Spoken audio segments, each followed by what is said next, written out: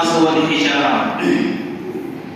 اسلامی بھائیوں، دوستوں، بزرگوں، نوجوان ساتھیوں اور عزیز بچوں، آج کی اس مجلس میں بچوں کی تربیت کے تعلق سے چند باتیں گوشت گزار کرنا چاہتے ہیں، اس امید کے ساتھ کہ رب کریم ہماری نسلوں کو مفید اور بہتر بنا، قوم اور ملت کے لیے نفع بخش بنا۔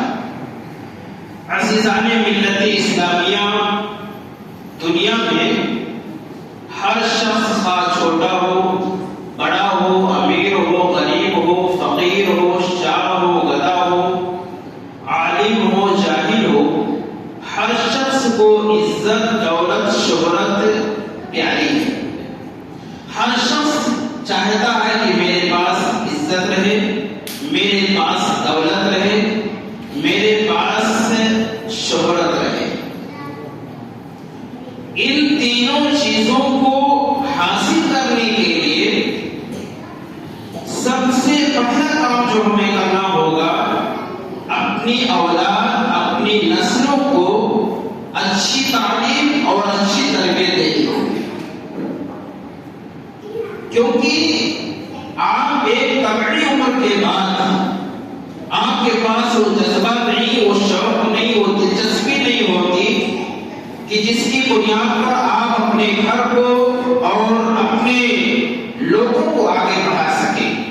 اس کے لیے سب سے پہلا کام جو کرنا ہے، اپنی نسلوں پر سب سے زیادہ فوکس اور سب سے زیادہ توجہ دینے کی ضرورت ہے۔ میرے دوستو، ہمارے سماج اور معاشرے میں تین طرح کی نسلیں ہیں۔ ایک تو وہ لوگ ہیں جن کی عمریں 45 سے 65 کے درمیان ہیں۔ ایسے لوگوں کی دینی کنڈیشن بہت اچھی ہے، آج بھی الحمدللہ وہ دین پسند ہیں، باتیں بھی دین پسندی کی کرتے ہیں اور گھر کا ماحول بھی اچھا بنا رکھا ہے۔ اور دوسری ہماری پیڑھی، دوسری جنریشن، دوسری جو نسل ہے جن کی عمریں 25 سے 45 کے درمیان ہیں، ان کی بھی دینی کنڈیشن قدر غنیمت ہے، بہت اچھی تو نہیں کہی جا سکتی، لیکن ان کی دینی کنڈیشن پہلے کی بنسبت قدر غنیمت ہے۔ لیکن جو ہماری تیسری جنریشن ہے، ہماری جو تیسری پیڑھی ہے جن کی عمریں 15 سے 25 کے درمیان ہے، یہ ہماری نسل پورے طور پر تباہی کے دہانے پر کھڑی ہے۔ یہی وہ جنریشن ہے کہ جس جنریشن کو، جس نسل کو دین سے وابستہ کرنے، دین سے ہٹانے، دین سے ان کو دور کرنے کی منظم انداز میں کوششیں ہو رہی ہیں۔ حالات ہمارے ملک کے یہ ہیں کہ ہمارا چھوٹا سا بچہ جب اسکول انٹر کرتا ہے تو وہ اسکول جہاں انسان بنائے جاتے ہیں، جہاں سماج اور معاشرے کے لیے مفید سے مفید تر انسان بنانے کے لیے ایک فیکٹری، کارخانے کی شکل ہوتی ہے مدرسوں اور اسکولوں کی، لیکن وہاں پر پہنچنے کے بعد ہمارے اس چھوٹے سے بچے سے یہ کہا جاتا ہے کہ بیٹے یہاں جل چڑھا دو، یہاں پھول چڑھا دو، یہاں مالا چڑھا دو، تمہیں شکتی ملے گی، تمہیں گیان ملے گا، تمہیں علم ملے گا اور تمہارے مارکس ایگزام میں اچھے ہو جائیں گے۔ یعنی اسکولوں میں ہمارے چھوٹے چھوٹے بچوں کو یہ سکھایا جا رہا ہے، اور وہی بچہ جب اسکول سے کالج میں جاتا ہے تو اس کو یہ بات سکھائی جاتی ہے، بتایا جاتا ہے کہ دنیا کے سارے مذاہب، دنیا میں سے سارے ادیان اچھی باتوں کی تلقین کرتے ہیں، تو پھر مذہب اسلام کو پھر اپنانے کی کیا ضرورت ہے؟ کسی بھی دھرم کو اپنا لیا جائے۔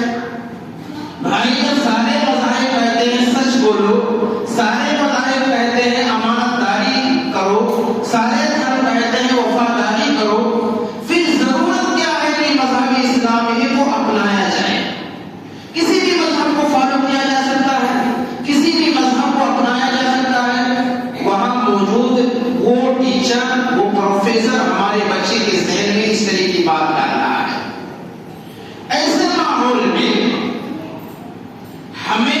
سب سے پہلے اسی جنریشن پر محنت کرنے کی ضرورت ہے. ہمیں ان کے ایمان کو، ان کے عقیدے کو، ان کی تہذیب کو، ان کے کلچر کو بچانے کی ضرورت ہے. کیونکہ سب سے پہلا جو خطرہ منڈلا رہا ہے ہماری نئی جنریشن پر، وہ یہ کہ ان کو مرتد بنانے کی کوششیں، ان کو ملحد بنانے کی کوششیں، ان کو دین سے برگشتہ کرنے کی کوششیں، ان کو دین کے تعلق سے شک و شبہ ان کے دماغ میں ڈالنے کی کوششیں آئے دن یہ سلسلہ جاری اور ساری ہے. ایسے ماحول میں ہمیں کرنا کیا ہے؟ میرے دوستو، ہم ایک ایسے مذہب کے ماننے والے ہیں جس مذہب میں قیامت کی صورت تک آنے والا ہے. جب تک یہ سورج چاند رہے گا، جب تک یہ آسمان و زمین رہے گا، جب تک یہ عرش و فرش باقی رہے گا، اس وقت تک پیدا ہونے والا کوئی مسئلہ ایسا مسلمانوں کا نہیں ہے جس کا حل اللہ کی کتاب اور ہمارے اور آپ کے رسول جناب محمد رسول اللہ صلی اللہ علیہ وسلم کی سیرت طیبہ میں موجود نہ ہو. ساری پریشانیوں کا حل ہمیں اللہ کی کتاب میں اور رسول اکرم صلی اللہ علیہ وسلم کی ذات گرامی میں موجود ہے. میرے دوستو، تو سب سے پہلے ایسے ماحول میں جہاں ہمارے بچوں کے ایمان پر ڈاکہ ڈالا جا رہا ہے، جہاں ہمارے بچوں کے تہذیب اور کلچر کو چھیننے کی کوششیں ہو رہی ہیں، ایسے ماحول میں ہمیں اپنے بچوں کی دینی تربیت کرنے کی ضرورت ہے.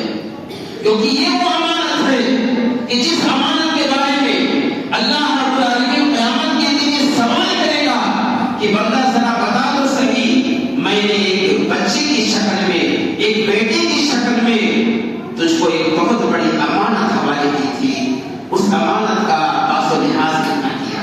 اس امانت کے بارے میں تو آج مجھے جواب دے، تو نے کتنا اس کو سنبھال کر کے رکھا، تو نے کتنی اس کو تعلیم دی، کتنا تو نے میری معرفت اس کو کرائی تھی؟ یہ جواب میرا رب ہم سے اور ہر بچے والے باپ سے کرے گا.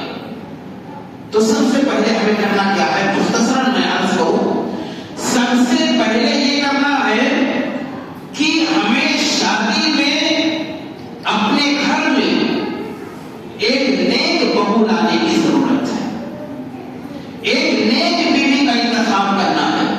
اللہ کے حبیب صلی اللہ علیہ وسلم کی بڑی پیاری بہت مشہور حدیث ہے جس کو بارہ آپ نے سنا ہے، ایک خاتون کی شادی 4 چیزوں کی وجہ سے ہوتی ہے. آپ صلی اللہ علیہ وسلم نے فرمایا لمالها وجمالها ونسبها ولدينها فاظفر بذات الدين. یہاں آج ایک نقطہ آپ سمجھیں. اللہ کے رسول صلی اللہ علیہ وسلم نے فرمایا شادی کو اس دنیا میں 4 چیزوں کے پیش نظر دنیا کرتی ہے. کسی کو مال کا شوق، کسی کو حسن و جمال کا شوق، جس کو خاندانی، کچھ لوگوں کو خاندانی شرافت کی شوق، اور کچھ لوگوں کو دین کا شوق یہ ہمارا کرتا ہے کہ فلاں بچے سے میں رشتہ کروں. آپ صلی اللہ علیہ وسلم نے اپنے لسان مبارک سے کیا کہا؟ فاظفر بذات الدین، اے میری امتیوں، اے میرے چاہنے والوں، اے میرا کلمہ پڑھنے والوں، اے میرے وہ لوگ جو مجھ کو اپنا پیشوا مانتے ہو، اپنا رہبر مانتے ہو، اپنا مقتدی مانتے ہو، فاظفر بذات الدین، یاد رکھو دیندار خاتون سے اپنا رشتہ کرنا، دیندار خاتون سے رشتہ کرنا. ہمارے سماج میں لوگ کہتے ہیں مجھے تو دیندار چاہیے، یہ زبانی ہوتا ہے، دل نہیں ہوتا ہے. دل کچھ اور کہتا ہے کہ صاحب مال مل جاتی، صاحب حسن جمال مل جاتی تو میں اپنے دوستوں میں، اپنے سماج میں، اپنے معاشرے میں، اپنے خاندان میں لوگوں کے سامنے یہ بات کہتا کہ میں تو ایک ایسی خاتون اپنے گھر میں لایا جو بہت زیادہ جہیز لے کر کے آئی ہے. ہمارا پیغمبر کیا کہتا ہے؟ فاظفر بذات الدین. اور یاد رکھو اللہ سے زیادہ اور پیغمبر عربی سے زیادہ دنیا میں کوئی خیر خواہ پیدا نہیں ہوا.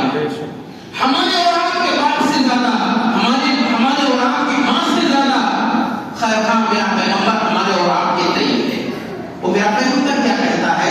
فاظفر بذات الدین، دیندار خاتون سے رشتہ کرو. اس کی وجہ میں بتا دوں، شادی میں لکھا ہے کہ اللہ کے حبیب صلی اللہ علیہ وسلم نے دیندار خاتون کو گھر میں لانے کے لیے کیوں کہا؟ دیندار خاتون کو اپنے گھر میں لانے اور گھر کو بسانے کے لیے ایک نیک پسند خاتون کی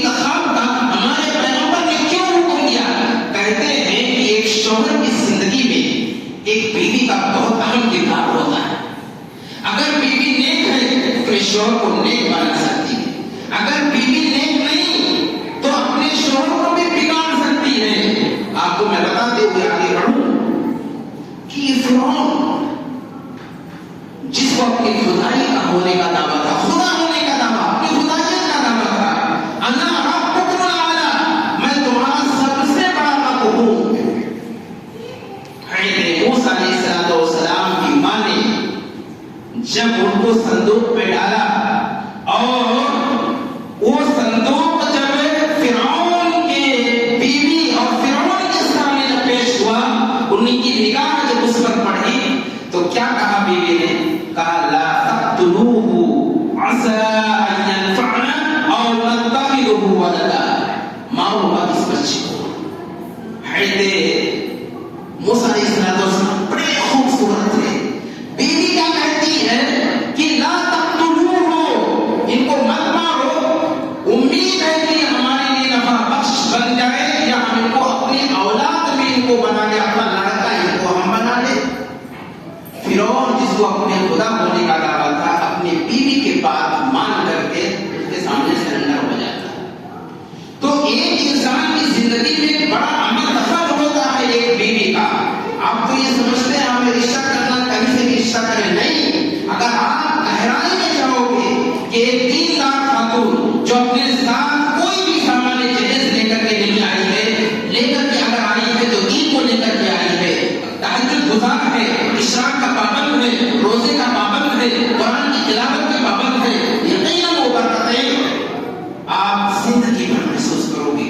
اس کی مٹھاس زندگی بھر آپ محسوس کرو گے. حسن تو آج ہی ہے، آج حسن ہے تو حسن نہیں رہے گا. آج دولت لے کر کے آئی ہے، دولت کا ختم ہو جائے گا. آج اس کے خاندانی شرافت کا ختم ہو سکتی ہے. لیکن اگر وہ دین لے کر کے آپ کے گھر میں آئی ہے تو آپ کی نسلیں سن رہی ہیں. دنیا یہ مثال دے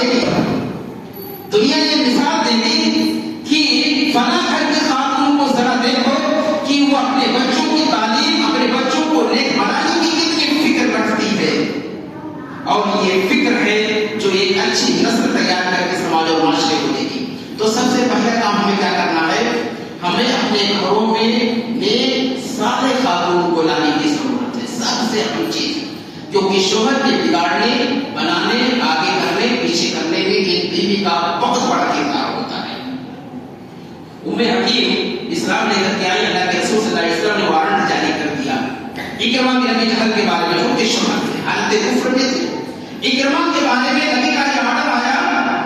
چند لوگوں کو میرے پیغمبر نے کہا تھا کہ گردن زدنی کے مستحق کو گردن مار دیا جائے. فتح مکہ کے موقع پر نبی کا آرڈر ہوا. چند لوگ، انہیں میں سے اکرمہ بن ابی جہل بھی تھے.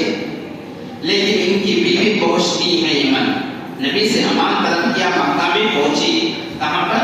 یمن. کہا میرے شوہر یہ بات سنو. کہا تسلم وتقبل امان رسول اللہ صلی اللہ علیہ وسلم وَإِلَّا يُنْقَضْ الْإِسْمَ بَيْنَ وَبَيْنَكَ. کہا یا تو اسلام لے آؤ اور نبی کے امان کو جو نبی نے مجھے دیا ہے اس امان کو قبول کر لو، ورنہ آج سے زوجیت ہماری ختم.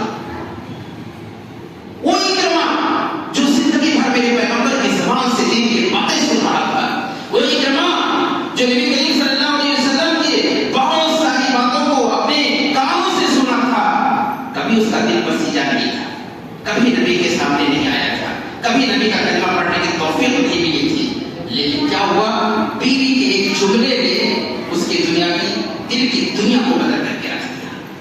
نبی کے دربار میں حاضر ہو کر کے کلمہ توحید کا اقرار کرتے ہیں. تو گویا کہ بیوی نیک لاؤ گے، بہو نیک لاؤ گے تو آپ کا گھر نیک بنے گا، اچھا بنے گا، بہتر بنے گا. دوسری اہم چیز جو ہمیں کرنی ہے بچوں کی تعلیم کے تعلق سے، کہ بچوں کی آ جائے تو اس کو کیا ہے، ان کی اچھے ماحول میں ان کو رکھنے کی ضرورت ہے. آپ نے اللہ سے دعا کی، دعا کرنے کے بعد اللہ تبارک تعالیٰ نے آپ کو بچے سے نوازا، تو آپ کو ایک نیک اور اچھے ماحول میں اپنے بچے کو رکھنے کی ضرورت ہے. آپ کو بتائیں کہ سیدنا ابراہیم علیہ السلام کو اس بات کی فکر تھی کہ میرے بعد میرا یہ مشن کیسے آگے بڑھے گا. جتنے بڑے لوگ ہوتے ہیں اتنی ان کی سوچ اپنی نسلوں کے بارے میں کہ ہم نے جو محنت کی ہے ہماری یہ محنت کہیں ضائع نہ ہو جائے. ان کی فکر کی کہ ہماری نسل ایسے پروان چڑھے کہ میرے بعد اس دعوتی مشن کو دنیا کے گوشے گوشے میں پھیلائے. تو سیدنا ابراہیم علیہ السلام نے حضرت اسماعیل علیہ السلام کو کہاں بسایا؟ مکہ میں لے جا کر کے بسایا. کیا کہا؟ ربنا لیقیموا الصلاۃ، اللہ میں نے آپ کے گھر کے پاس لا کر کے ان کو بسایا ہے تاکہ یہ نمازی بن جائے. بتائیے چل رہا ہے اگر آپ چاہتے ہو کہ آپ کی نسلیں نیک بنے، آپ کی نسلیں اچھی بنے، تو آپ کو ان کو اچھا ماحول دینے کی ضرورت ہے. آپ نیک اور اچھے ماحول میں ان کو لا کر کے بسانے کی ضرورت ہے.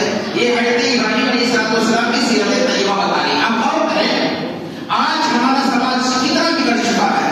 ہمارے سماج اور معاشرے کا حال یہ ہے کہ جب سماج میں کچھ لوگوں کے پاس پیسے آتے ہیں تو ایسی سوسائٹیوں کا انتخاب کرتے ہیں کہ جہاں ہمارے بچوں کے کانوں میں اذان کی آواز نہیں پہنچتی. وہ تو کہتے ہیں کہ بڑی شانتی ہے، روڈ اچھا، سڑک اچھا، نالی اچھی، بہت پیسفل ہے، بڑی شانتی ہے. ایسی جگہوں پر وہ رہائش کو اختیار کرتے ہیں. جبکہ ہمارا پیغمبر حضرت ابراہیم علیہ السلام نے کہا کہ اللہ میں نے اپنی نسل کو اس بے آب و گیا میدان میں لا کر کے بسایا ہے تیرے گھر کے پاس تاکہ ہماری نسلیں نمازی بن جائیں. آپ بھی شکوہ کرتے ہو کہ بیٹا میری بات نہیں مانتا ہے، بیٹا میری فرما برداری نہیں کرتا ہے. پیغمبر جس کی تربیت کے لیے بے آب و گیا میدان میں انتخاب کیا، اس پیغمبر نے جواب کیا دیا جب حضرت ابراہیم علیہ السلام نے قتل کے بارے میں پوچھا کیا حکم ہے بیٹا، کیا کہنا چاہتے ہو؟ جیسے تربیت کرو گے ویسے آپ نسلوں کو پاؤ گے. حضرت ابراہیم علیہ السلام نے یہ نہیں سوچا کہ بھائی ہمارا یہ بچہ اس میدان میں کیا کھائے گا، کیا پیے گا، کیسے رہے گا، اس اختلاف واقعوں میں میرا بچہ کیسے گزارا کرے گا. نہیں، اس سے کہیں زیادہ فکر تھی اس بچے کی دینی اور یعنی اسلامی تربیت کی. تو انہوں نے کہا میرا بچہ نمازی بن جائے، ہمارا بچہ نیک بن جائے، ہمارا بچہ صالح بن جائے. اور آج مسلمانوں کے پاس پیسے آتے ہیں تو غیر مسلموں کی سوسائٹیوں میں اپنے جا کر فلیٹ خریدتا ہے، زمین خریدتا ہے، مکان بناتا ہے جہاں صرف گھنٹے کی آواز سنتا ہے، اس کے کانوں میں اذان کی آواز تک نہیں پہنچتی. کیسی نسلوں کو تیار کر رہے ہو؟ کیسی نسلوں کے بارے میں آپ کیا کر رہے ہو اپنی نسلوں کے بارے میں؟ اور پھر سوچتے ہو کہ ہماری نسلیں بڑی اچھی بن جائیں، بہت آگے جائیں. یہ کبھی مت خواب دیکھنا. تو دوسرا ہم کام کیا کرنا ہے؟ اچھے ماحول میں اپنے بچوں کو رکھنے کی ضرورت ہے. اچھے ماحول میں آپ کی. اور تیسری اہم چیز یہ ہے کہ اس میں ماں کا کردار سب سے اہم ہوتا ہے. مائیں اپنے گھروں میں اپنے بچوں کے لیے بہت فکر مند رہے، بہت زیادہ فکر مندی کی ضرورت ہے. مائیں اگر چاہیں تو ہماری نسلیں بڑی نیک اور صالح بن جائے گی. میں آپ کو ایک واقعہ بتاؤں کہ سعودی میگزین نے خبر شائع کی کہ ایک ٹیچر کلاس روم میں جاتا ہے تو اس کلاس روم میں وہ ٹیچر پوچھتا ہے کہ ماذا تحب ان تكون في المستقبل. بچوں ذرا یہ بتاؤ کہ فیوچر میں آپ کیا بننا چاہتے ہو. سارے بچوں سے سوال کیا، ہر بچے نے اپنے اعتبار سے جواب دیا. کسی بچے نے کہا کہ میں سائنٹسٹ بننا چاہتا ہوں، کسی نے کہا ڈاکٹر بننا چاہتا ہوں، کسی نے کہا کہ میں کرنل جنرل بننا چاہتا ہوں. ہر ایک نے اپنے طور پر جواب دیا. لیکن ایک بچہ آخری بینچ پر بیٹھا ہوا تھا. استاد نے اس سے جا کر کے پوچھا بیٹا کیا بننا چاہتا ہے، فیوچر میں تم کیا کرنا چاہتے ہو، کیا بننا چاہتے ہو، تمہارا ایک کیا ہے، تمہارا گول کیا ہے، تمہارا مقصد کیا ہے، تمہارا ہدف کیا ہے، تم بننا کیا چاہتے ہو، اپنی لائف میں کیا کرنا چاہتے ہو. تو اس بچے نے کیا جواب دیا؟ اس بچے نے ایک ہی جواب دیا، کہا میں صحابی رسول بننا چاہتا ہوں، میں صحابی رسول بننا چاہتا ہوں. وہ سعودی ٹیچر میرے بھائیوں یہ جواب سن کر کے ساروں قطار ہونے لگا. یہ سوال کے جواب میں وہ سعودی ٹیچر ساروں قطار ہونے لگا اور اس کے بعد کہا بیٹے میں ایک اور سوال تجھ سے کرنا چاہتا ہوں. ذرا یہ بتا کہ سارے ساتھیوں کا جواب تو الگ تھا تیرا الگ کیسے ہو گیا؟ کسی نے کہا میں سپاہی، جنرل، کرنل، فوجی، سائنٹسٹ، ڈاکٹر، نہ جانے کیا کیا تیرے ساتھیوں نے گنایا کہ میں یہ بننا چاہتا ہوں، لیکن تیرا جواب یہ ہے کہ 1400 سال کے بعد تو کہتا ہے کہ میں نبی کا صحابی بننا چاہتا ہوں۔ کہا یہ جواب آیا تیرے دماغ میں کیسے؟ یہ ٹیچر کا دوسرا سوال تھا اس بچے سے۔ تو بچہ کیا کہتا ہے؟ بچہ کہتا ہے وہ استاد محترم، جب میں بستر پر جاتا ہوں، جب میں سونے کے لیے جاتا ہوں بیڈ روم میں، تو میری ماں ہر دن کسی نہ کسی صحابی کا واقعہ بیان کرتی ہے۔ اس کو سن کر کے میرے دل میں یہ جذبہ پیدا ہوا کہ میں بھی بڑا ہو کر کے نبی کا صحابی بنوں، تاکہ جس طریقے سے صحابہ نے نبی کے دین کی خدمت کی، میں خدمت کر کے اس دنیا سے جانا چاہتا ہوں۔ پھر استاد کیا کہتا ہے؟ وہ استاد کہتا ہے کہ اس بچے کے پیچھے ایک بڑی ماں ہے، اس بچے کے پیچھے ایک بڑی ماں ہے۔ کوئی بھی دنیا میں مہان نہیں بن سکتا جب تک کہ اس کے پیچھے ایک بڑی ماں نہ ہو۔ امام بخاری نہیں بن سکتے تھے، لیکن ان کی ماں مہان تھی، اس لیے امام بخاری مہان بن گئے۔ مہان نہ ہوتی، آپ سوچیے اگر امام بخاری رحمہ اللہ، امام المحدثین، جتنا اتنا بڑا امام اس دنیا میں نہیں آیا۔ آج مسلمان تھوڑی تھوڑی تکلیفوں پہ گھبرا جاتا ہے، تھوڑی سی پریشانیوں سے مایوس ہو جاتا ہے کہ اب کیا ہوگا، ہمارا کیا ہوگا، ہماری نسلوں کا کیا ہوگا، ہمارے آنے والے بچے کیا کھائیں گے، ہمارے بچے کہاں رہیں گے، ہمارے بچوں کا ایمان کیسے محفوظ رہے گا، نہ جانے کتنے خدشات وہ اپنے دماغ میں لے کر کے گھومتا رہتا ہے، پھرتا رہتا ہے۔ امام بخاری کو آخری وقت میں تقریر کی نماز ہونی ہے، ان کو اتنا نہیں ٹھکانا تھا کہ وہ کہیں پر رہ سکے۔ حکومت وقت نے امام بخاری کو اتنا ٹارچر کر دیا کہ ان کے رشتے دار بھی اپنے گھر میں رکھنے کے لیے تیار نہیں تھے، اور انہوں نے اللہ کے سامنے ہاتھ اٹھا دیا، اللہ میرے لیے زمین تنگ ہو گئی ہے تو اپنے پاس بلا لے۔ وہ امام بخاری اتنا بڑا امام، اتنا ہی بڑا امام پھر اس دھرتی پہ آیا نہیں۔ امام بخاری رحمہ اللہ کی ماں کتنی مہان تھی، صرف ایک چھوٹی سی بات میں کہوں کہ جب محدثین نے لکھا ہے، ان کی سیرت لکھنے والوں نے لکھا ہے کہ جب امام بخاری رحمہ اللہ کی بینائی جب چلی گئی تو ماں مصلی پہ رو کر کے اپنے اللہ سے امام بخاری کی بینائی کو واپس منگوا لیا۔ اللہ میرے بیٹے کی بینائی چلی گئی ہے، رب میرے بیٹے کی بینائی تو واپس کر دے، میرا بیٹا بھی جیسے دنیا میں لوگ دیکھتے ہیں اپنی آنکھوں سے، میرے بیٹے کی تو بینائی واپس کر دے۔ کتنی مہان رہی ہوگی ماں کہ ماں کی اس دعا کو اللہ تبارک تعالیٰ نے قبول فرمایا اور امام بخاری رحمہ اللہ کی بینائی کو واپس کیا، اور تا حیات آخری وقت تک وہ بینائی باقی رہی، سلامت رہی۔ کتنے ان کے پاس دین رہا ہوگا، کتنا شوق رہا ہوگا، کتنا جذبہ رہا ہوگا، کتنا اللہ سے لگاؤ رہا ہوگا کہ اللہ نے ان کی دعا کو ان کی زندگی میں ہی قبول فرما دیا، اور امام بخاری کی چھنی ہوئی بینائی کو اللہ تعالیٰ نے واپس کر دیا۔ امام احمد بن حنبل، امام اہل سنت والجماعہ، کتنی ان کو دین سے محبت تھی۔ میں آپ کو ایک بات بتاؤں، باتیں تو بہت زیادہ کہنے کی ہے لیکن وقت اجازت نہیں دیتا۔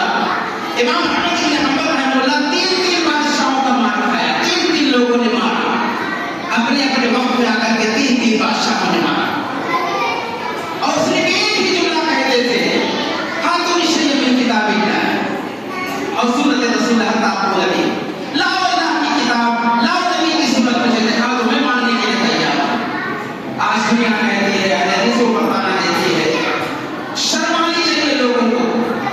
اصل دین تو کتاب اللہ اور نبی کی سنت رسول ہے، جس کو تم چاہو امام میں سے جس امام کو برحق مانتے ہو، وہ امام بھی بادشاہ کے سامنے ٹکا تھا، 3 بادشاہوں کے سامنے ٹکا اور کہا، لاؤ اللہ کی کتاب میں دکھا دو یہ بات، لاؤ نبی کی سنت میں یہ بات دکھا دو۔ وہ برحق امام بھی کسی تیسری چیز کو نہیں مانا تھا، بادشاہ کے سامنے بھی یہ 2 ہی چیزیں رکھا تھا، یا تو لاؤ اللہ کی کتاب میں یہ بات دکھا دو، یا تو لا کر کے نبی کی سنت دکھا دو، میں ماننے کے لیے تیار ہوں کہ قرآن اللہ کی کتاب ہے، اللہ کے قرآن مخلوق ہے، میں نہیں مانوں۔ امام احمد بن حنبل کو جب جیل میں ڈال دیا بادشاہ نے، تو جب جمعہ کی اذان ہوتی تھی، जुमा की अजान होती थी तो पैरों में बेड़ियां, इमाम अहमद बिन हंबल उसी बंधी हुई यानी बेड़ी लगी हुई पैरों से दरवाजे की तरफ चलते थे, अजान होती था। आज मुसलमान सेहत है, तंदुरुस्ती है, वक्त है, फुर्सत है, अजान आवाज सुनता है, मस्जिद तक आने को उसके तौफीक नहीं होती, नमाज पढ़ने की तौफीक नहीं होती। फिर वो कहता है कि इतनी परेशानियां हमारे कारोबार में है, हमारी मुनासिबत में है, हमारी जिंदगी से खुशियां छीन ली गई, हमारे घरों पर बुलडोजर चल रहे हैं, हमारे मकानों पर, यानी ये सारी की सारी चीजें वो तो रहा है, लेकिन अल्लाह कहता मेरे बंदा मेरे करीब तो आ। अगर पूरी दुनिया दुश्मन थी मैं मूसा को बचा सकता हूँ, पूरी दुनिया दुश्मन थी मैं इब्राहिम अलैहिस्सलाम को बचा सकता हूँ, पूरी दुनिया दुश्मन थी मैं नबी करीम सल्लल्लाहु अलैहि वसल्लम को बचा सकता हूँ, तो तुझे भी बचा लूंगा क्योंकि तू मेरे सिराग का नाती है, आ तो मेरे पास। तो सैयदना इमाम अहमद बिन हंबल रहमतुल्लाह जेल के दरवाजे की तरफ जाते, एक दिन कोतवाल ने पूछ लिया कि इमाम अहमद बिन हंबल आप जानते हो ना कि दरवाजा नहीं खुलेगा आपके लिए, आपको जेल के सलाखों के पीछे रहना है, फिर आप जो दरवाजे की तरफ जाते हो, कहा मेरे रब का ही हुक्म है, फज़अू इला ज़िक्रिल्लाह, फज़अू इला ज़िक्रिल्लाह, इला नूदिया लिस्सलाति मिन यौमिल फज़अू इला ज़िक्रिल्लाह। अज़ान सुन रहे हो तो तुम मेरे जिक्र की तरफ, मेरी इबादत की तरफ तुम अपने कदमों को बढ़ाओ, मैं तो अपने अल्लाह के हुक्म की ताबीदारी करता हूँ, दरवाजा में बंद पाता हूँ, फिर मैं अपने घर अपने वापस अपनी उस जगह पर वापस आ जाता हूँ जहाँ मैं रहता हूँ। ये सुन्नत की तरह इमाम अहमद बिन हंबल को कितनी मोहब्बत थी दीन और सुन्नत से कि जब ये बादशाह का ये हुआ कि इनको पकड़ा जाए, को जेल में डाला जाए, तो जाकर के वो अपने शागिर्द के घर ठहर गए, अपने शागिर्द के यहाँ पनाह ले लिया। जब 3 दिन गुजर गया तो इमाम अहमद बिन हंबल, इमाम अहले सुन्नत वल जमाअह, इतना बड़ा इमाम कि उतना बड़ा जनाजा दुनिया में आज तक नहीं देखा।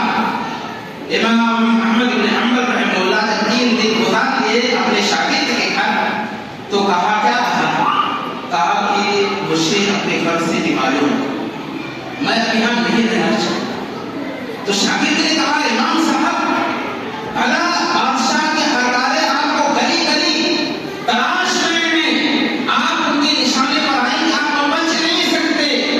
कहा सुनो, मेरे हबीब जनाब मोहम्मद रसूलुल्लाह सल्लल्लाहु अलैहि वसल्लम जब कुफार मुशरिकीन से छुप करके निकले थे तो आप सल्लल्लाहु अलैहि वसल्लम हमारे दौर में 3 दिन तक थे, 3 दिन से ज्यादा मेरे नबी कुफार से नहीं छुपे थे, मैं 3 दिन से ज्यादा नहीं रह सकता।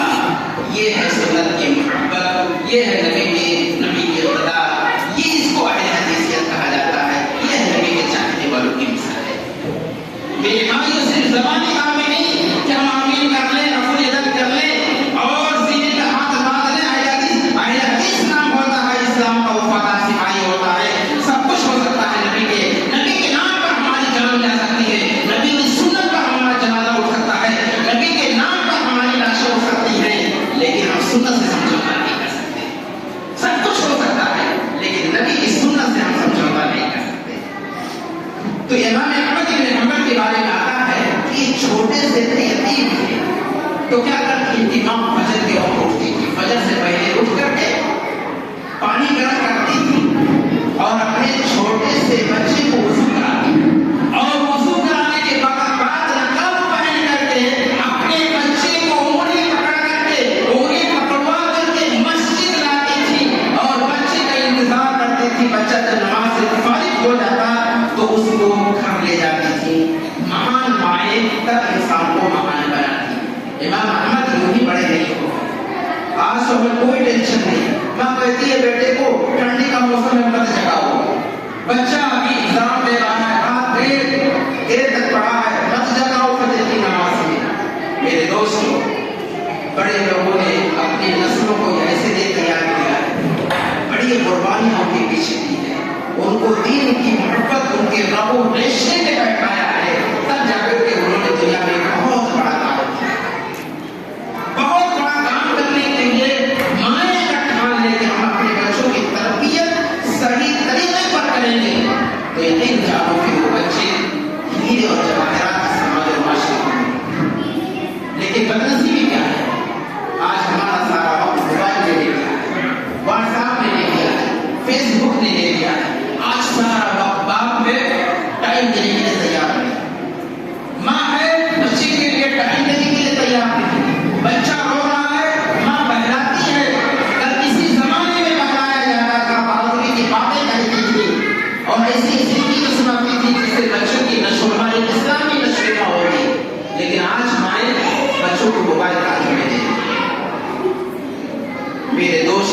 آپ سے صرف اتنی گزارش کرنی ہے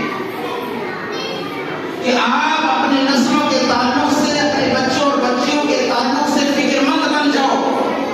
آج جب باپ واپس آتا ہے اپنی ڈیوٹی سے، اپنے کارخانے سے، اپنی آفس سے، اپنی دکان سے، تو پوچھتا ہے بیٹا آج اسکول گیا تھا کہ نہیں گیا تھا، بیٹا ٹیوشن گیا تھا کہ نہیں گیا تھا، بیٹا آج تمہیں تیرا ایگزام کا مارکس کتنے آئے۔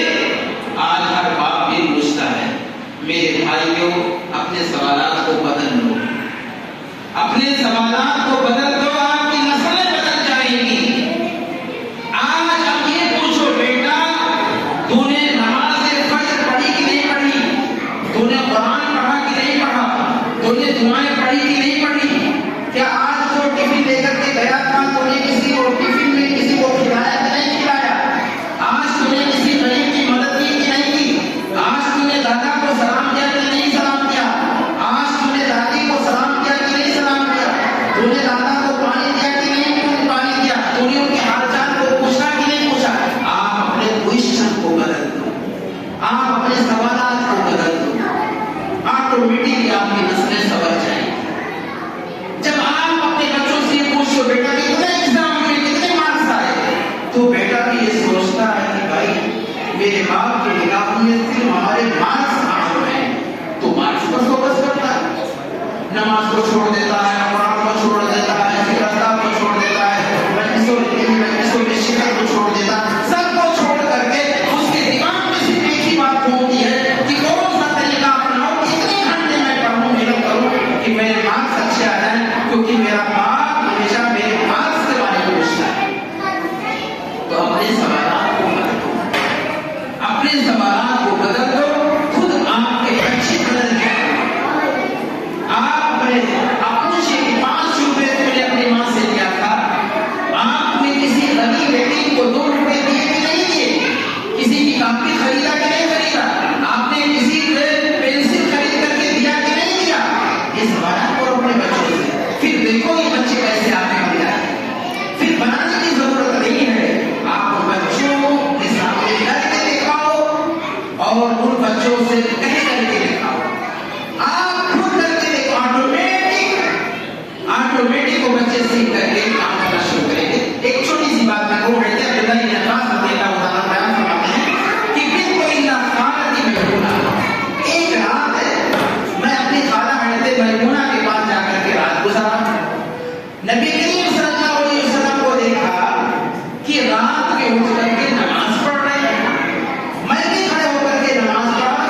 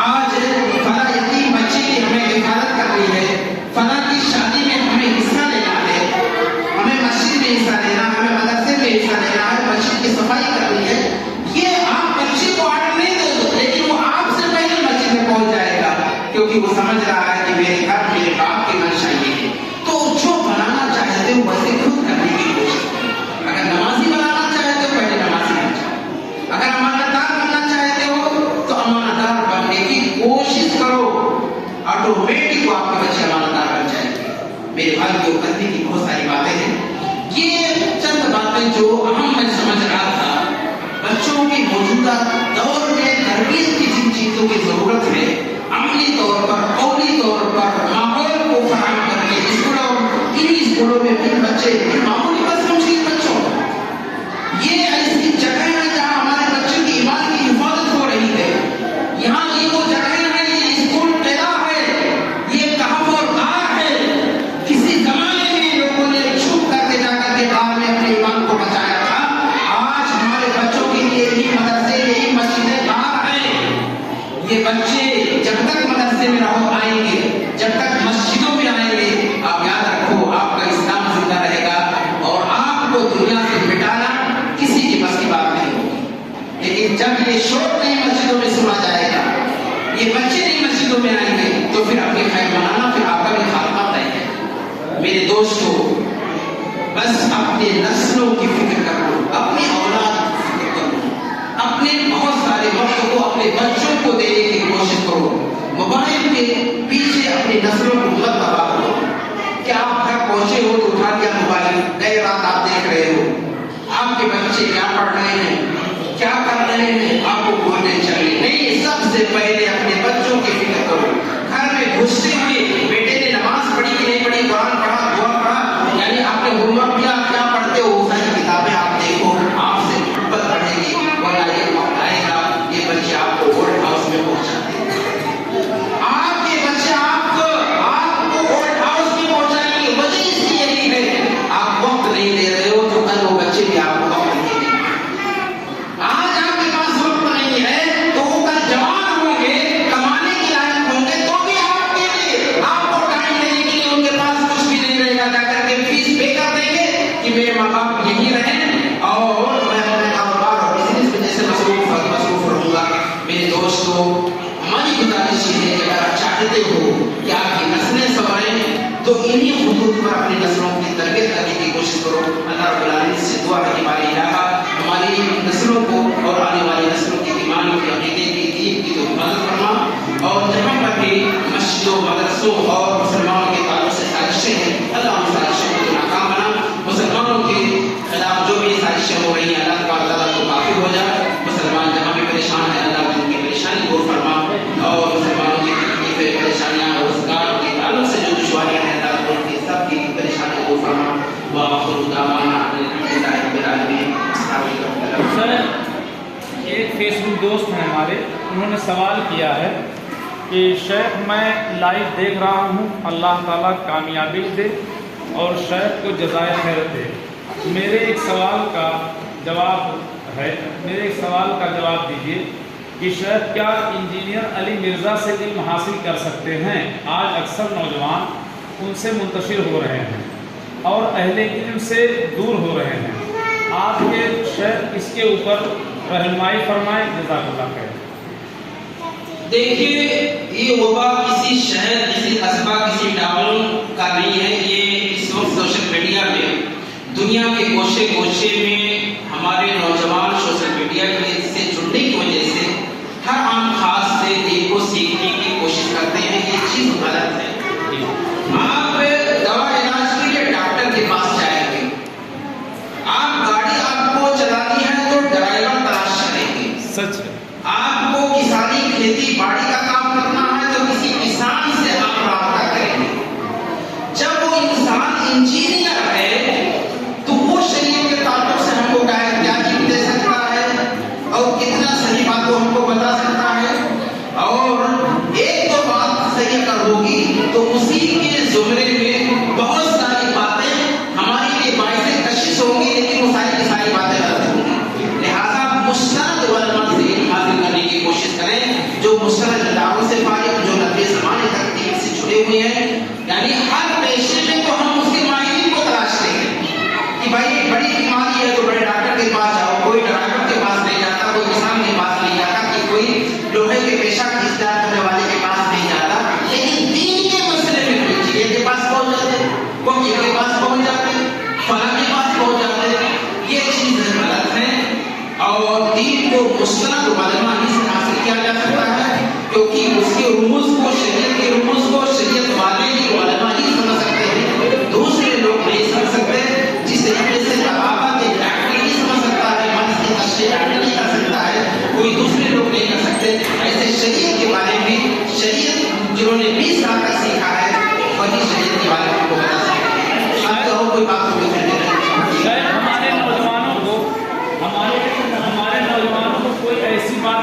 کوئی ایسی مثال پیش کر دیجیے کہ جس سے نوجوان سمجھ جائے کہ جیسے یہ بات انجینئر نے اس طرح سے کہی ہے اور یہ بات مجھے صحیح لگ رہی ہے لیکن صحیح ہے نہیں اس طرح سے. اگر ایسی کوئی دیکھیے ایسی بہت ساری مسئلہ ابھی تو پروگرام ہونے جا رہا ہے، شاید ایک دو دن میں پروگرام بھی ہونے والا ہے اسی کا پتہ میں، اور مضمون بھی ویزا ہی پر ہے، شیخ عنایت اللہ صاحب کا مضمون بھی آئے گا، اس کی تفصیلی طور پر وہ جائزہ لینے کی کہاں کہاں غلطیاں کی ہے، ڈگریز کا اسلام کے بارے میں، حضرت عائشہ رضی اللہ تعالیٰ عنہا کے بارے میں، حضرت ابی معاویہ رضی اللہ تعالیٰ عنہ کے بارے میں، حضرت یزید کے بارے میں، جو اس شخص کا نقطۂ نظر ہے وہ پورے طور پر شریعت کے خلاف ہے. حوالے تو بڑی بڑی کتابوں کا دیتا ہے، لیکن جو وہاں پر گہرائی کے ساتھ اگر آپ دیکھو گے تو ایک نئی ویسیوں مثالیں آپ کو نیٹ پہ بھی موجود ہے. آپ سے مرزا علی انجینئر ڈالیں گے اور اس کی غلطیاں تو آپ کو وہ واٹس ایپ پہ یا گوگل پہ آپ کو دکھا دے گا. جی جزاک اللہ. کسی کا کوئی سوال ہو تو کر سکتے ہیں شیخ سے. جی بتائیں.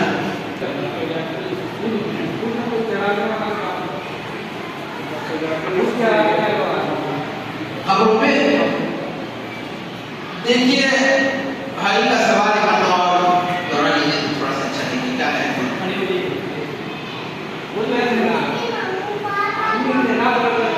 اس کی خبر پہ دیکھیے میرے بھائی کا سوال یہ ہے کہ کسی مردے کو دفنانے کے بعد اس کی قبر پر پھول چڑھایا جاتا ہے، پھول چڑھایا جاتا ہے، اور ہم اس کو جنازے کے ساتھ لے جاتے ہیں اور قبر پر اس کو ڈالتے ہیں، یہی نا. دیکھیے یہ پھول اور پتی چڑھانے کا رواج کہاں سے آیا؟ دراصل جو لوگ پھول اور پتی چڑھاتے ہیں وہ استدلال کرتے ہیں اس حدیث سے جس حدیث میں یہ ذکر ہے، اور وہ صحیح حدیث ہے کہ اللہ کے رسول صلی اللہ علیہ وسلم کا گزر ہوا ہے قبرستان سے تو وہاں عذاب ہو رہا تھا، تو آپ صلی اللہ علیہ وسلم نے ایک ٹہنی لی اور اس ٹہنی کو اس قبر پر ڈال دیا اور کہا کہ یہ جب تک خشک نہیں ہوگی ان کو عذاب سے نجات ملتی رہے گی. وہاں سے لوگوں نے اس چیز کو اختیار کر لیا. ارے بھائی نبی نے ٹہنی کاٹی تھی، ایک بات تو سنیے آپ، نبی نے ٹہنی کاٹی تھی آپ ٹہنی کاٹو. اور دوسری بات آپ پھول پتی چڑھاتے ہو ٹہنی کی جگہ پر، یہ سنت کے خلاف ہے. دوسرے سنت کے خلاف آپ یہ کام کر رہے ہو کہ ٹہنی کی جگہ پر پھول پتی چڑھا رہے ہو اور ساتھ ساتھ یہ یقین رکھ رہے ہو کہ ہمارے مردے کو سزا ہو رہی ہے، کیونکہ نبی نے کسی قبر پر آپ نے ٹہنی نہیں کاٹا، نبی نے اس ٹہنی پہ کاٹا، یعنی ٹہنی اس قبر پر کاٹا جس میں عذاب ہو رہا ہے. تو گویا پھول پتی چڑھا کر کے آپ یہ بتانا چاہتے ہو کہ میرے مردے کو عذاب ہو رہا، میرے مردے کو عذاب ہو رہا. اور تیسری چیز یہ ہے کہ پھول پتی چڑھا رہے ہو تو کوئی اینٹ پتھر بھی چڑھائے گا تو آپ اس کو روک نہیں سکتے ہو. آپ کہو گے کہ بھائی اینٹ پتھر چڑھانے کی دلیل کیا ہے، تو آپ کہہ سکتے ہو کہ بھائی تو پھول پتی چڑھانے کی کہاں دلیل ہے؟ نبی کریم صلی اللہ علیہ وسلم نے تو ٹہنی کاٹی تھی، تو ٹہنی کاٹی تھی تو آپ ٹہنی نہ کاٹ کر کے پھول پتی چڑھا رہے ہو. اب کوئی شخص لا کر کے روڑا ڈالے، اینٹ ڈالے، پتھر اس کے اوپر ڈالے تو آپ اس کو کہو گے کہ بھائی یہ کیوں کر رہے ہو؟ تو میں یہ کہوں گا کہ آپ پھول پتی کیوں چڑھا رہے ہو؟ نبی نے جو کیا وہ کام کرو، اور وہ عذاب ہو رہا تھا تب آپ نے کیا. تو گویا کہ آپ یہ کہنا چاہتے ہو کہ میری مردے کو پہنچتے ہی قبر میں عذاب چالو ہو گیا. تو یہ پھول پتی چڑھانا نہ شریعت میں ہے، نہ نبی کے قبر پہ ہوا، نہ صحابہ کے قبر پہ ہوا، نہ حضرت ابوبکر کے قبر پہ ہوا، نہ عمر کے قبر پر ہوا، نہ کسی کے قبر پر ہوا. یہ سنت اور دین کا حصہ نہیں بلکہ یہ بدعت سے جائز نہیں ہے. گویا کہ انسان اپنے عمل سے کہنا چاہتا ہے کہ میرے مردے کو عذاب ہو رہا ہے اور اس عذاب کی تفریح میں میں یہ پھول پتی چڑھا رہا ہوں. جی اور کوئی بات؟ جی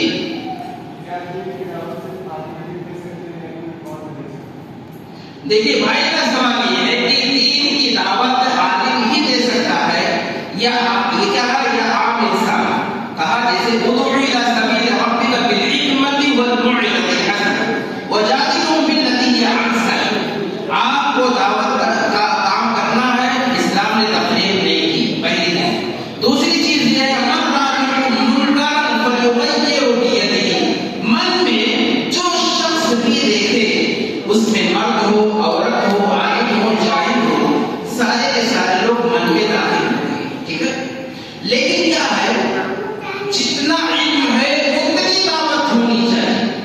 مثلا اگر ہمارے پاس نماز کا علم نہیں ہے کہ وضو کیسے بنایا جائے، نماز کیسے پڑھی جائے، اور ہم جا کر کے کسی کو نماز کا طریقہ سکھائیں تو ہم کو ثواب کی بجائے عذاب ملے گا، کیونکہ ہم غلط سکھا رہے ہیں۔ پہلے خود علم سیکھو، اور جو آپ کے پاس نالج ہے وہ نالج لوگوں تک منتقل کرو۔ نبی کریم صلی اللہ علیہ وسلم نے کہا فَلْيُبَلِّغِ الشَّاهِدُ الْغَائِبَ۔ آپ نے آخری حج میں اپنے سارے صحابہ کے مجمع میں ایک بات کہی تھی، جو لوگ یہاں موجود ہو، وہ جو لوگ موجود نہیں ان تک یہ دعوت یہ دین پہنچا دے جو خطبہ میں کہا ہے، اس کو وہاں تک پہنچا دے۔ صحابہ سارے کے سارے عالم نہیں تھے، صحابہ سارے کے سارے لوگ محدث نہیں تھے، سارے کے سارے صحابہ مفسر نہیں تھے، یعنی ان میں تفاوت، علم کے اعتبار سے تفاوت، عمل کے اعتبار سے تفاوت، ساری چیزیں تھیں ان کے اندر، لیکن جتنا علم ہے اتنا ہی آپ کسی کو پہنچا سکتے ہیں۔ اس کے لیے یہ ڈگری نہیں ہے کہ آپ عالم نہیں ہو تو کوئی غلط چیز دیکھ رہے ہو تو آپ منع نہیں کر سکتے، نہیں، اسلام کہتا ہے غلط آپ سمجھ رہے ہو یہ غلط ہے تو آپ کی ذمہ داری ہوگی آپ وہاں پہنچاؤ، اس کو بتاؤ، اس کو پہنچاؤ۔ لیکن موجودہ دور میں جو بات کہی جا رہی ہے وجہ اس لیے ہے کہ ہر عام شناخت آدمی اب دعوت کا کام کر رہا ہے، جس کے پاس نالج نہیں دے گا، جس کے پاس قرآن کا علم نہیں ہے، تو وہ کیا ہے، یعنی جیسے ہوتا ہے نا، یعنی ایک چھوٹی سی لے کر کے بڑی برائی میں انسان کے خلاف ہو جاتا ہے۔ جیسے ایک انسان تھا، اس کو حکمت کا بہت شوق تھا، حکمت کا بڑا شوق تھا، علاج کرتا تھا، تو چھوٹی چھوٹی کتابیں لے کر کے علاج کرتا تھا۔ اتفاق سے کیا ہوا، اس نے کہیں پڑھ لیا الحبۃ السودا منگریلا یہ بیماری کی شفا ہے۔ اب اس نے کیا ہے، اس کتاب میں الحیۃ السودا بیٹ کر دیا مکھی نے، تو الحیۃ السودا ہو گیا نا۔ اب اس نے سانپ کو پکڑا، اس کو مارا، اس کو جلایا اور دے دیا علاج، وہ آدمی مر گیا۔ تو جس کے پاس نالج نہیں رہے گا وہ ایسے ہی ہوگا۔ وہ حکیم زبردستی کر رہا تھا تو اس نے الحبۃ السودا کو الحیۃ السودا سمجھ لیا۔ الحبۃ السودا منگریلا، آپ کی زبان میں کیا کہتے ہیں میں مجھے نہیں معلوم، اس منگریلے کو کھلا یعنی کی جگہ پر الحیۃ السودا اس کی کتاب میں تھا۔ اب چونکہ اس کے پاس علم نالج نہیں تھا، اس کو مار کر کے کھلا دو، یعنی لگا کہ آپ میں آنکھیں پھٹ گئی۔ تو یہ ہوتا ہے کم علم والے جن کے پاس علم اور معرفت نہیں ہوتی ہے، بڑی تباہی کے تہانے پر پہنچ جاتے ہیں۔ آج مولانا مودودی سے جو غلطیاں ہوئی ہیں، 16-17 حدیث انہوں نے انکار کیا۔ مولانا مودودی صاحب جن کے ماننے والے بہت بڑی تعداد ہندوستان، پاکستان، بنگلہ دیش میں ہے، 16-17 حدیثوں کا انکار کیا، دجال کے تعلق سے، قیامت کی نشانیوں کے تعلق سے، بیٹے سلیمان علیہ السلام کے تعلق سے، یاجوج ماجوج کے تعلق سے انکار کیا مودودی صاحب نے۔ اس کی وجہ کیا ہے؟ اس کی وجہ یہ ہے کہ کسی ادارے کے پڑھے ہوئے نہیں تھے، بلکہ وہ کیا تھے، انگریزی پڑھے ہوئے تھے، کتابوں کا شوق تھا، پڑھتے پڑھتے پڑھتے اللہ نے ان کو علم سے نوازا، لیکن غلطیاں واقع ہو گئی، بڑی سے بڑی بھیانک غلطیوں نے وہ پڑھ گئے، حدیثوں کا انکار کر بیٹھ گئے۔ صحابہ کے بارے میں بھی انہوں نے خلاف لوگ کی کتاب پڑھی ہے، علم نہ ہونے کی بنیاد پر، کسی مستند ادارے سے پڑھے نہ ہونے کی وجہ سے بھیانک غلطیاں کی ہیں امیر واقع کے بارے میں، حضرت عمار کے بارے میں، اور اس کے جن سے حضرت طلحہ بن زبیر، بہت سارے صحابہ کے بارے میں، حضرت عثمان رضی اللہ عنہ کے بارے میں بہت نازیبہ باتیں کہہ ڈالی ہیں۔ جی اس لیے علماء سے، مستند علماء سے علم حاصل کرنے کی کوشش کرو۔ جب دنیا کے معاملات میں ہم ماہرین کو تلاشتے ہیں تو دین کے جو ماہرین ہیں ان سے رجوع کرنے کی کوشش کریں۔ جی جی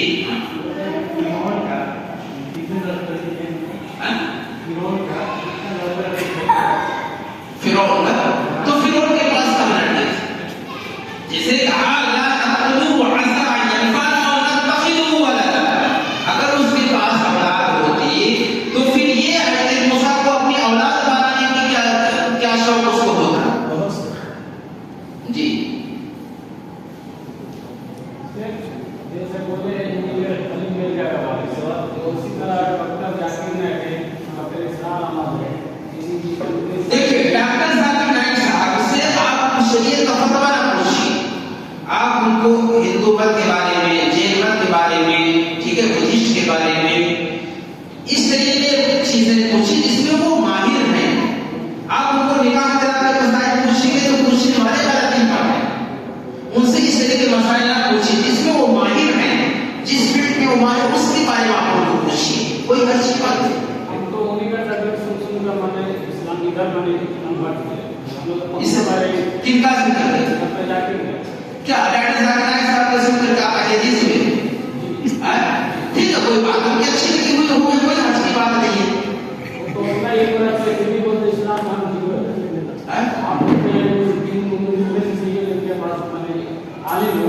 دیکھیے ڈاکٹر ذاکر نائک صاحب، اب آپ کو میں ان کی تھوڑی سی بات بتا دوں۔ ڈاکٹر ذاکر نائک صاحب سب سے پہلے ان کے اندر ایک شوق پیدا ہوا تو افریقہ میں ایک بہت بڑے مبلغ تھے، ٹھیک ہے، جو کہ بہت سارے ہزاروں کے شعروں کو انہوں نے مسلمان بنایا، وہاں جا کر خوب کی شاگردی اختیار کی، وہاں سے ان کی بات کیا عیسائیت کے بارے میں، عیسائیت پر کیسے کیا جائے۔ مدینہ میں ہم لوگ جب تھے اس سے پہلے 4 مہینے جا کر کے جامعہ اسلامیہ میں پڑھا، جامعہ اسلامیہ مدینہ میں 4 مہینے جا کر کے وہاں مستقل رہ کر کے اساتذہ سے پڑھا، انہوں نے حاصل کیا۔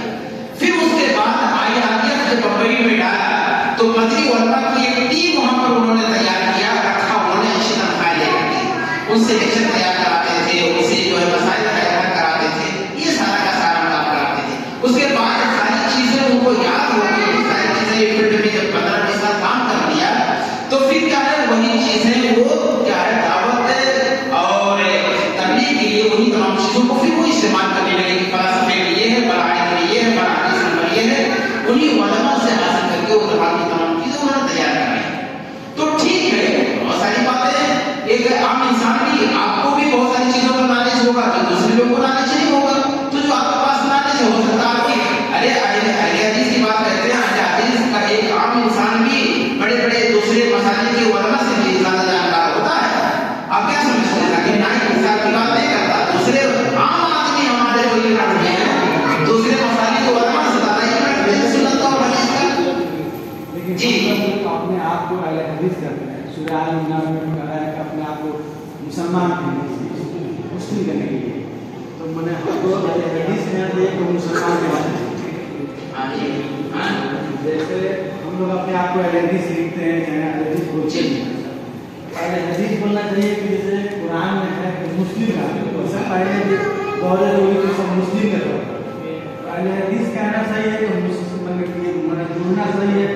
دیکھیے آپ کو ایک بات بتائیں، یہ جیسے نام ہوتا ہے امتیاز کے فرق کرنے کے لیے، یہ زید ہے، بکر ہے، خالد ہے، عمار ہے، نام کیا ہوتا ہے پہچان کے لیے۔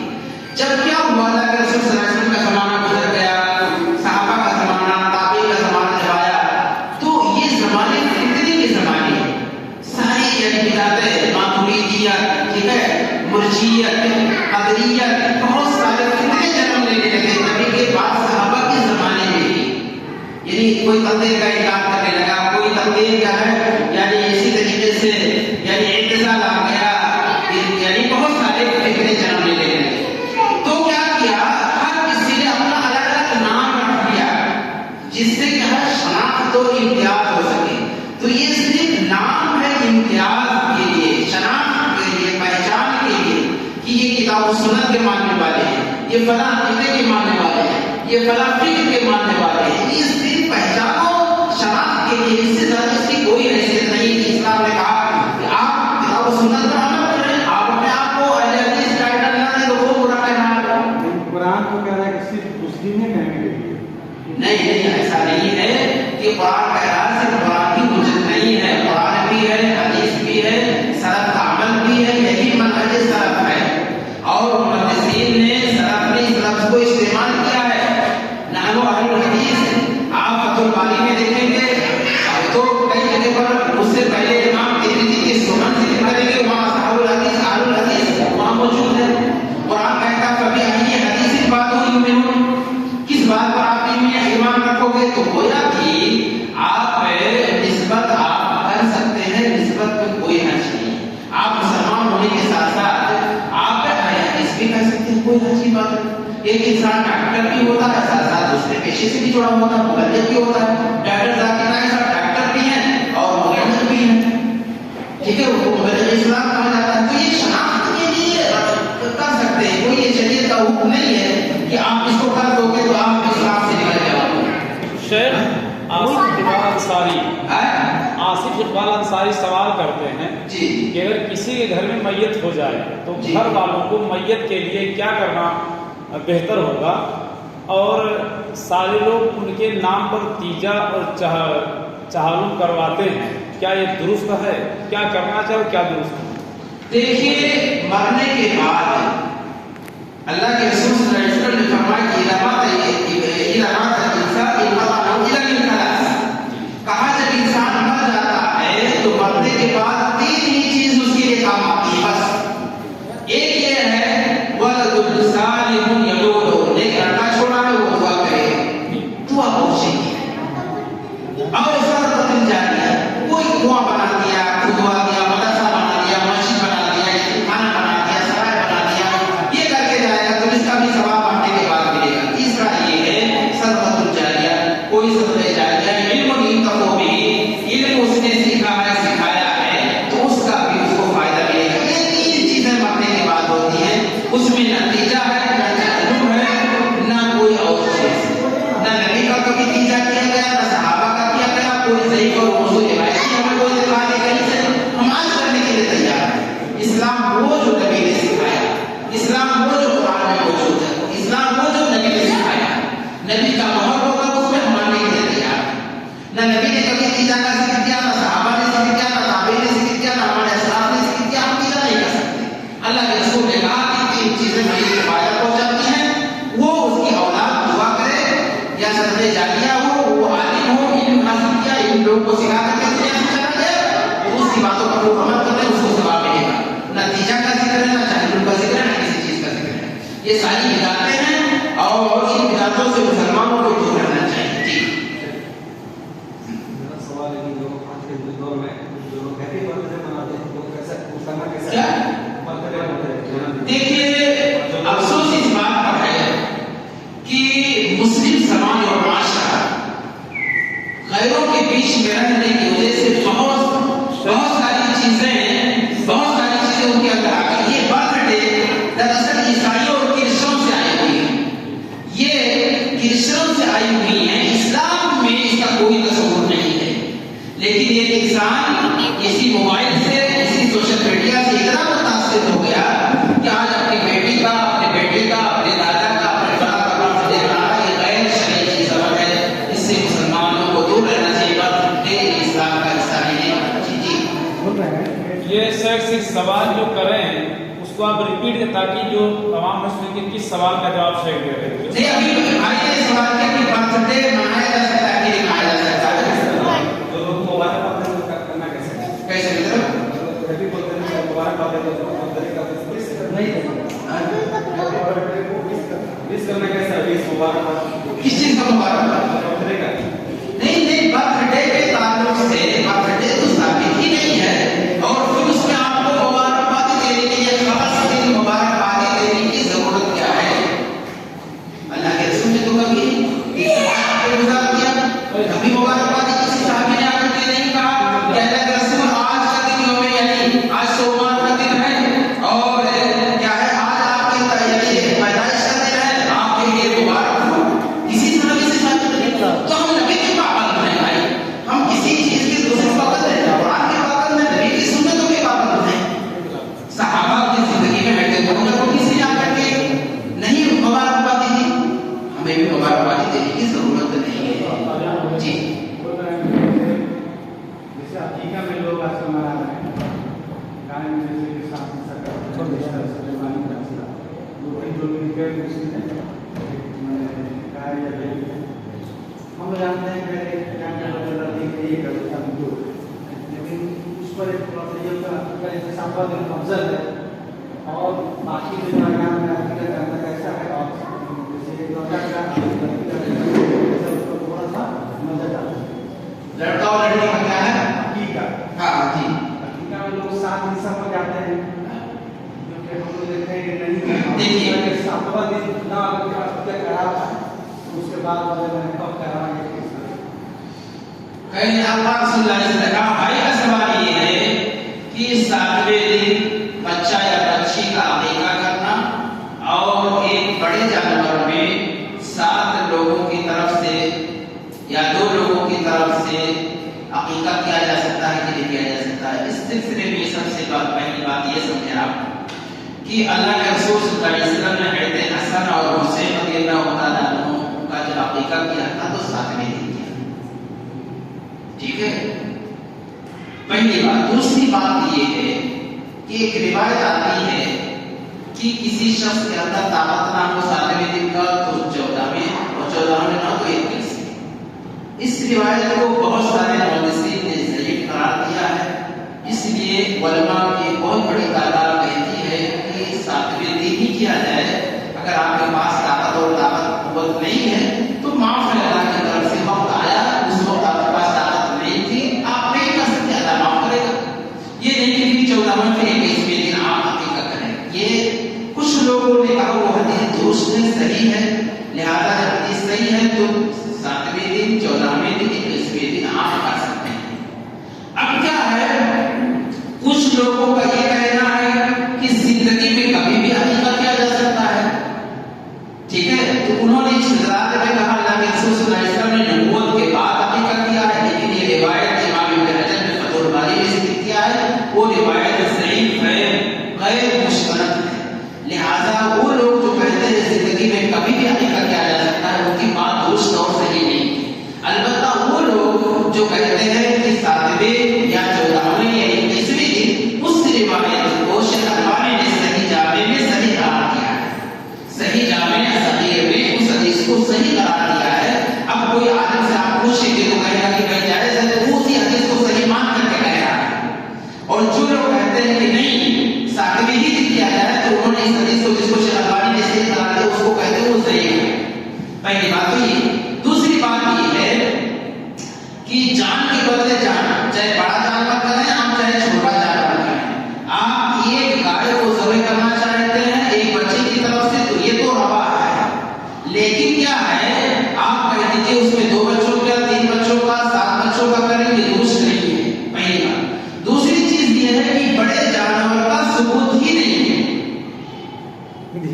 पहली बात तो ये है, बड़े जानवर का सबूत ना नबी से है, नबी के जमाने में भी गाय पाई जाती थी, सहाबा के जमाने में भी गाय पाई जाती थी, उसका किसी से सबूत नहीं है। नबी कुर्बानी किए, नबी हज्जतुल विदा के मौके पर गायों की कुर्बानी की, और बाकी हजते 63 आपने क्या, बाकी हजते अली रज़ियल्लाहु ताला अन्हु ने की। लेकिन किसी के बारे में साबित नहीं, किसी सहाबी के बारे में कि किसी ने बड़े जानवर को अपनी किसी बेटे या बेटे की तरफ से अकीका किया हो।